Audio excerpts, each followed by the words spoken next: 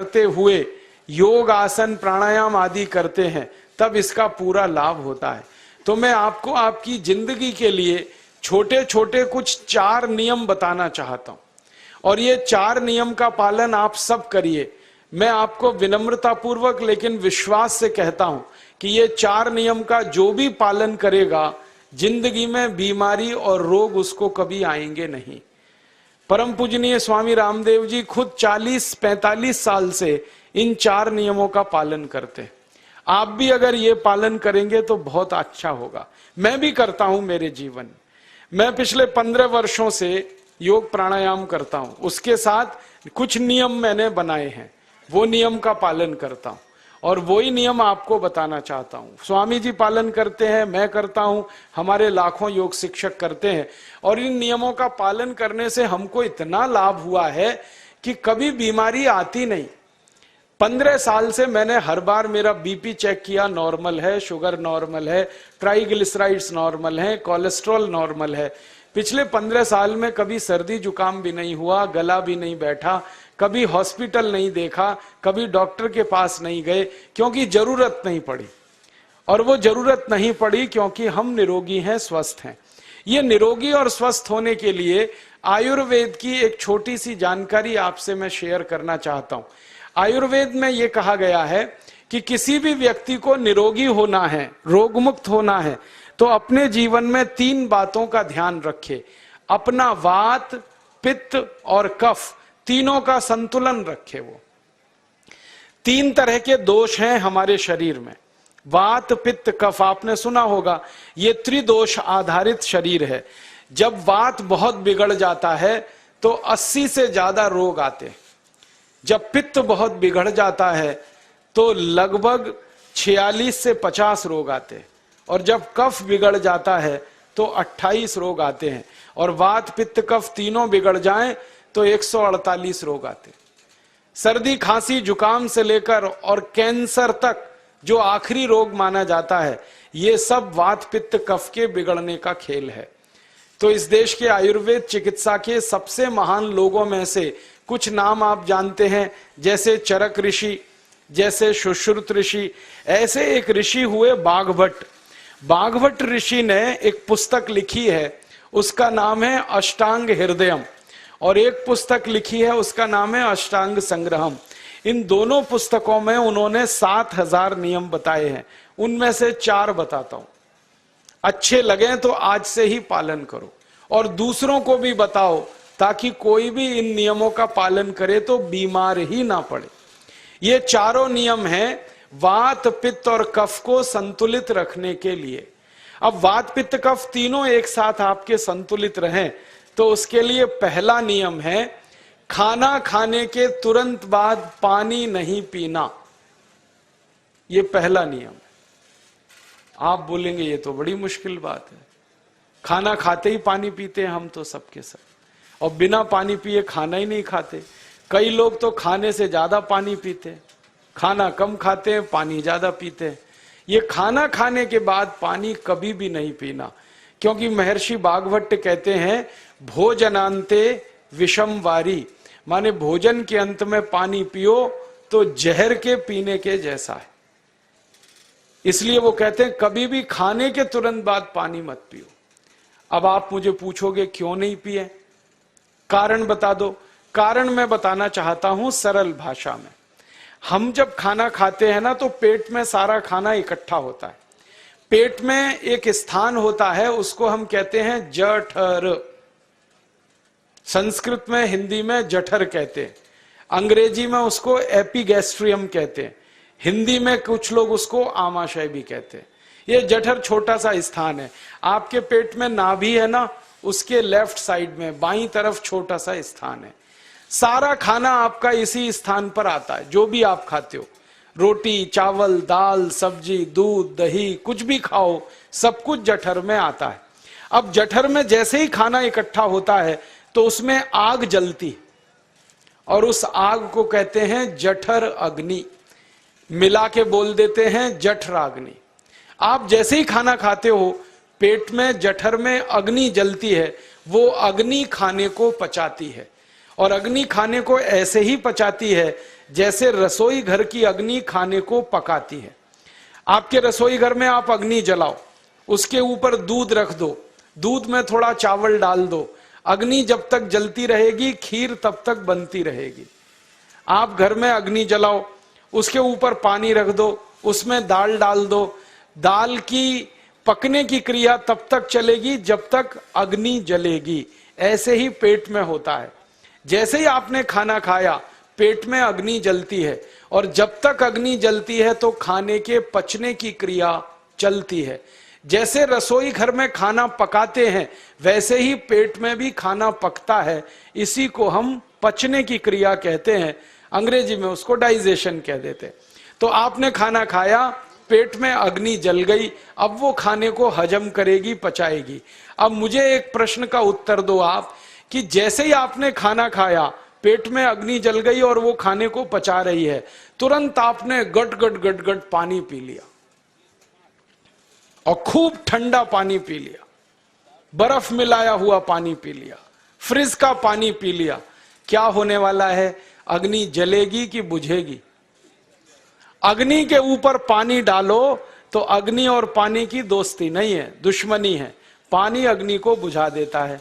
तो आपने खाना खाया, अग्नि जली, पीछे से गटगट पानी पी लिया, अब अग्नि शांत हो गई, अब खाना पचेगा नहीं, तो वो पेट में पड़ा पड़ा सड़ेगा, और सड़ा हुआ खाना 100 से ज्यादा विष पैदा करेगा, और वो 100 विष आपकी जिंदगी को नरक बना देंगे और जिंदगी भर आप बीमार पड़े रहेंगे।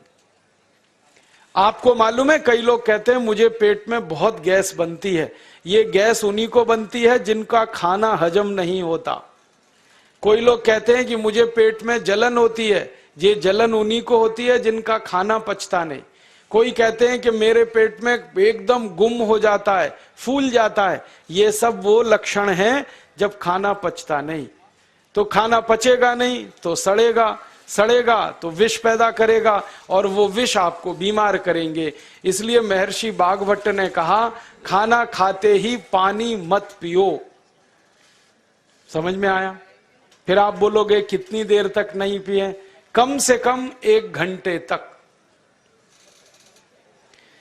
1 घंटे बाद पानी पियो। आप बोलोगे जी 1 घंटा क्यों? ये जो अग्नि जलने की क्रिया है ये लगभग 1 घंटे तक ही चलती है पेट में, उसके बाद अग्नि अपने आप शांत हो जाती है, उसके बाद पानी पी लो।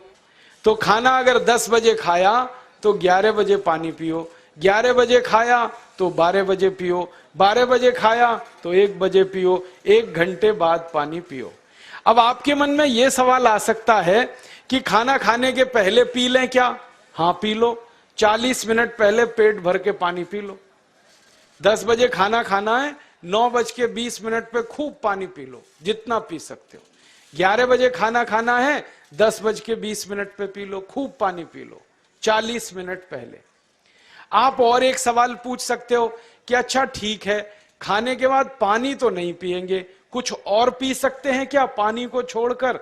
तो उसके लिए भागवत जी कहते हैं कि खाने के तुरंत बाद अगर पीना है तो दही की लस्सी पियो, मट्ठा।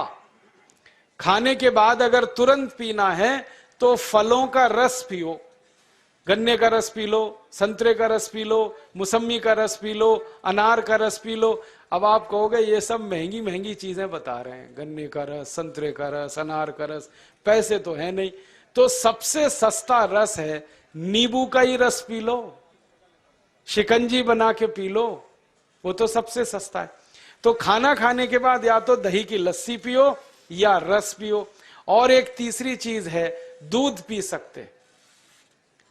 तो खाने के तुरंत बाद पीना है तो दही की लस्सी या मट्ठा, खाने के तुरंत बाद पीना है तो कोई फल का रस, खाने के तुरंत बाद पीना है तो दूध।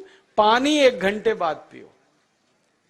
और अगर एक बात ध्यान रखो तो अच्छा है कि सवेरे खाना खाते हैं जिसको हम ब्रेकफास्ट कहते हैं, नाश्ता, तो फलों का रस पीना अच्छा, दोपहर को खाना खाएं तो लस्सी और मट्ठा पीना अच्छा, और रात का खाना खाएं तो दूध पीना अच्छा। जो लोग इस नियम का पालन कर सकते हैं जिंदगी में कभी भी 80 रोग उनको नहीं हो सकते। वात पित्त कफ तीनों ही इस एक छोटे से नियम से संतुलित रहते हैं। तो ये पहला नियम मैंने आपसे कहा। दूसरा नियम एक और है, और वो नियम ये है कि पानी कभी भी पियो, घूट घूट भर के पियो। जैसे गरम चाय पीते हैं, गरम कॉफी पीते हैं, गरम दूध पीते हैं, एक एक घूट भर के, एक एक सिप करके, ऐसे ही पानी पीने की आदत डालो। ये मुंह में एक बार गिलास लगा लिया, गटागट उसको खाली कर दिया, ये तरीका गड़बड़ है। एक घूट पानी, दो घूट पानी एक बार में उतना ही पियो। आप बोलोगे ये क्या चक्कर है? बात ऐसी है कि एक एक घूट पानी जब हम पीते हैं तो मुंह की लार पानी के साथ मिलकर पेट में अंदर जाती है, और ये जो मुंह की लार होती है ये क्षारीय होती है, और पेट में हमेशा अम्ल बनता रहता है। तो एक घूट पानी पिया, मुंह की लार इसके साथ अंदर गई, दो घूट पिया और ज्यादा गई, बार बार लार अंदर जाएगी तो क्षार पदार्थ पेट के अम्ल के साथ मिलेगा। पेट में अम्ल बनता है, मुंह में लार क्षारीय होती है। तो ये क्षार को अम्ल में मिला दिया जाए और ये अच्छे तरीके से मिलकर पेट में जाए तो कभी भी कोई व्यक्ति के पेट को अम्लता नहीं होती, एसिडिटी नहीं होती। और पेट में अम्लता नहीं होती तो रक्त में अम्लता नहीं होती, और जिनके रक्त में अम्लता नहीं होती उनकी जिंदगी में कभी भी वात पित्त कफ के असंतुलन की स्थिति पैदा नहीं होती। इसलिए पानी घूट घूट करके पीना। मैं आपको एक छोटा सा मेरा ऑब्जर्वेशन बताता हूं, परीक्षण। आप भारत देश में या दुनिया में कहीं भी जाओ, मनुष्य को छोड़कर पशु पक्षियों को देखना शुरू करो, वो पानी कैसे पीते। किसी चिड़िया को पानी पीते हुए देखो, किसी पक्षी को पानी पीते हुए देखो, वो चोंच के एक बूंद ही के बराबर ही पानी उठाता है। एक बार में एक बूंद पानी लेगा, फिर थोड़ी देर चोंच चलाएगा, फिर पिएगा, फिर दूसरी बूंद लेगा, फिर चोंच चलाएगा, फिर पिएगा, फिर तीसरी बूंद। एक एक बूंद पक्षी पानी पीता है। कुत्ते को पानी पीते हुए देखो, चाट चाट के पानी पीता है। शेर को पानी पीते हुए देखो, चाट चाट के पानी पीता है। जितने जानवर चाट कर पानी पीते हैं, जितने पक्षी एक एक घूंट पानी पीते हैं, किसी भी पक्षी और किसी भी जानवर को डायबिटीज नहीं है, किसी को अर्थराइटिस नहीं है, कोई पक्षी ओवरवेट नहीं है, कोई पशु ओवरवेट नहीं है। वो सब स्लिम और ट्रिम है, क्योंकि वो इतने होशियार हैं कि पानी चाट के पीते हैं या घूट घूट करके पीते। अब मुझे ये हैरानी होती है कि ये पशु पक्षियों को कौन सिखाता है? वो अपने जन्म से ये ज्ञान सीख के आते। उनका कोई गुरु नहीं है, उनका कोई विद्यालय नहीं है, उनके कोई प्रशिक्षण शिविर नहीं लगते, फिर भी उनको इतनी अकल है कि पानी घूट घूट पीना। और हम ये मनुष्य जिनके इतने गुरु, इतने विद्यालय, इतने कॉलेज, सीखने वाले, सिखाने वाले, और हम मूर्खों के मूर्ख गटागट गटागट पानी पीते रहते। तो पानी पीने का तरीका बदल दो, घूट घूट भर के पानी पियो। ये दूसरा नियम है। तीसरा नियम है कि जिंदगी में कितनी भी प्यास लगे, ठंडा पानी कभी मत पियो। बर्फ डाला हुआ पानी, फ्रिज में रखा हुआ पानी, वाटर कूलर का पानी जिसका तापमान बहुत कम है, ये कभी मत पीना। क्यों? क्योंकि शरीर आपका गर्म है और पानी ठंडा है। अब होता क्या है वो मैं समझाता हूं सरल भाषा में। पेट तो गर्म है, अब इसमें ठंडा पानी डाल दिया आपने, तो अंदर झगड़ा होता है। और झगड़ा क्या होता है? या तो पानी पेट को ठंडा करेगा या पेट पानी को गर्म करेगा। अगर पानी ने पेट को ठंडा कर दिया तो पेट के ठंडा होते ही हृदय ठंडा होता है, हृदय के ठंडा होते ही मस्तिष्क ठंडा होता है, मस्तिष्क के ठंडा होते ही आदमी ठंडा होता है, और आदमी ठंडा होते ही राम नाम सत्य होती है। आपको मालूम है, जब शरीर ठंडा पड़ जाता है तो घर में भी नहीं रखते, निकाल के बाहर सड़क पे रख देते। जो घर आपने बनाया अपनी मेहनत से, शरीर के ठंडा पड़ते ही निकाल बाहर करते हैं उस घर में से, और फिर चिल्लाने लगते हैं, लेके जाओ, जल्दी लेके जाओ, इसको जला के आओ। माने ठंडे शरीर की इज्जत नहीं है। तो ठंडा पानी क्यों पी रहे हो भाई? बंद कर दो। कोई जानवर ठंडा पानी नहीं पीता, कोई पक्षी नहीं पीता। तो आप ये ठंडा पानी पीना बंद करो, सादा पानी पीना शुरू करो। और गर्मी के दिनों में बहुत अगर आपको तकलीफ है तो मिट्टी के घड़े का पानी पी लेना, फ्रिज का और बर्फ का नहीं पीना। ये तीसरा नियम है। और चौथा और आखिरी नियम है कि आप सवेरे ही सवेरे जब सोकर उठते हो तो सबसे पहले पानी पियो। जैसे ही आपकी आंख खुल गई तो पहले 2-3 गिलास पानी पी लो, उसके बाद आप टॉयलेट में जाओ। उठते ही पानी पियोगे तो 2 फायदे हैं। पहला फायदा यह है कि पानी पेट में जाकर बड़ी आंत को साफ करता है, और जैसे ही बड़ी आंत की सफाई होगी पेट पे दबाव पड़ेगा और आप संडास घर में जाएंगे, 2-3 मिनट में पेट आपका साफ हो जाएगा। जिनका पेट सुबह एक बार में साफ हो जाता है उनकी जिंदगी में कभी रोग नहीं आता। इसलिए सुबह सुबह उठते ही पेट साफ होना जरूरी है। और उठते ही पानी पियोगे तो मुंह की जो लार है वो पानी के साथ मिलकर अंदर जाएगी। सुबह पेट में एसिड की मात्रा ज्यादा होती है, इसलिए लार का पेट में जाना बहुत जरूरी है। इसलिए सुबह उठते ही पानी पीना बहुत जरूरी है। ये 4 नियम हैं आयुर्वेद के। पहला नियम, खाना खाने के 1 घंटे बाद पानी पीना। दूसरा नियम, पानी को हमेशा घूट घूट भर के पीना। तीसरा नियम, कभी भी जिंदगी में ठंडा पानी नहीं पीना।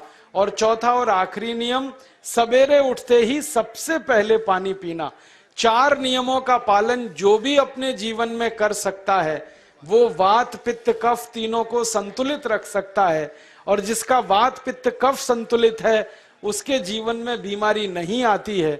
और जो बीमार नहीं पड़ते हैं वो स्वस्थ और तंदुरुस्त और सुखी रहते हैं। उनकी जिंदगी का खर्चा कम होता है और देश का भी बहुत सारा पैसा बचता है। आपको शायद मालूम है या नहीं, 1 साल में हम जब बीमार पड़ जाते हैं भारतवासी तो साल का करीब 6 लाख करोड़ रुपया हमारा खर्च हो जाता है उन बीमारियों का इलाज करने में।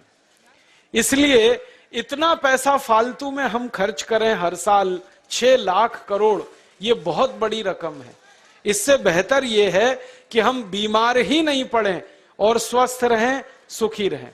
और ये 6 लाख करोड़ का जो खर्चा हम करते हैं बीमार पड़ने पर, अक्सर ये एलोपैथी की दवाएं खाने में खर्च होता है।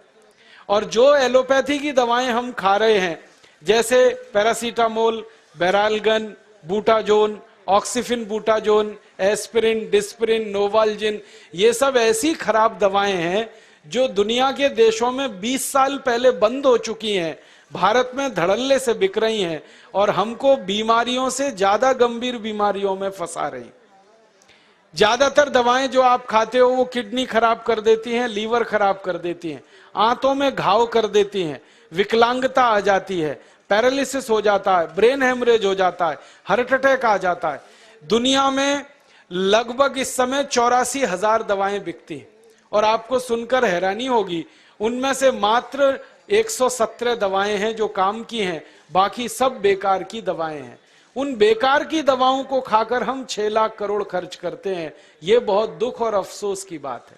और ये 6 लाख करोड़ का खर्चा समाज के वो लोग करते हैं जिनको जिंदगी में हर समय अपना आर्थिक स्थिति को देख के चलना पड़ता है, जिनकी आमदनी बहुत नहीं है, जिनके घर में आमदनी के बहुत ज्यादा साधन नहीं है, उनको ये पैसा खर्च करना पड़ता है।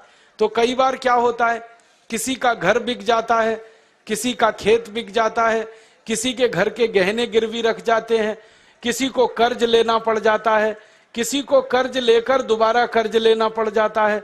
मैंने इस हिंदुस्तान में पिछले 15 साल के प्रवास में देखा कि गांव-गांव के गरीब किसान कर्ज ले लेकर ये महंगी दवाएं खाकर इलाज करते हैं, डॉक्टरों को पैसा देते हैं, दवा कंपनियों को देते हैं, और वो पैसा फिर इस देश में से दूसरे देश में चला जाता है, क्योंकि अक्सर ये दवाएं बनाने वाली कंपनियां विदेशी होती है। तो हम 6 लाख करोड़ खर्च करें अपने खून पसीने की कमाई का, उससे अच्छा ये है बीमार ही ना पड़े, दवा खाने की जरूरत ही ना पड़े, तो हम सुखी रहें, स्वस्थ रहें। तो योग प्राणायाम करें, 4 नियमों का जीवन में पालन करें, बहुत आसान है आपके लिए। और अब एक छोटी सी एक बात और आपसे